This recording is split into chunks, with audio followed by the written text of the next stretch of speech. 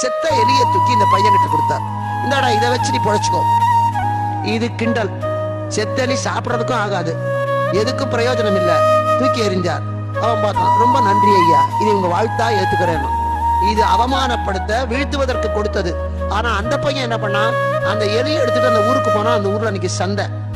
பொறிகடலை வியாபாரி ஒருத்தன், அவன் ஒரு பூனை வளர்த்தான். ஏன்னா பொறிகடலை எலி நிறைய வரும். ஒரு பூனை வளர்த்தான்.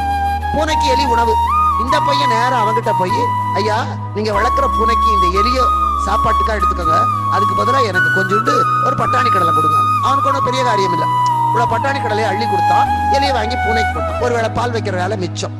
இவன் என்ன பண்ண, அந்த பட்டாணி கடலையை வாங்கிட்டு போய் அந்த சந்தையிலேயே ஒரு துண்டை விரிச்சு அதை கூறு கட்டி, ஏன்னா காசு கொடுத்து வாங்காத கடலை, ஒரு கால்படி கடலை கிடைச்சது, அதை வச்சான். வச்சு கூறு கட்டி ஒவ்வொரு கூறும் 4 அணான்னு வச்சான். அது ஒரு 5 கூறு 6 கூறு வந்தது 1,000 ரூபாய் கிடைச்சது. அந்த 1,000 ரூபாய் அவங்ககிட்டயே கொண்டு போய் கொடுத்தான். மறுபடியும் அந்த 1,000 ரூபாய்க்கு சந்தோஷப்பட்டு கொஞ்சம் சேர்த்தியே கடலை கொடுத்தான். அதையும் வச்சு கூறு கட்டினான்.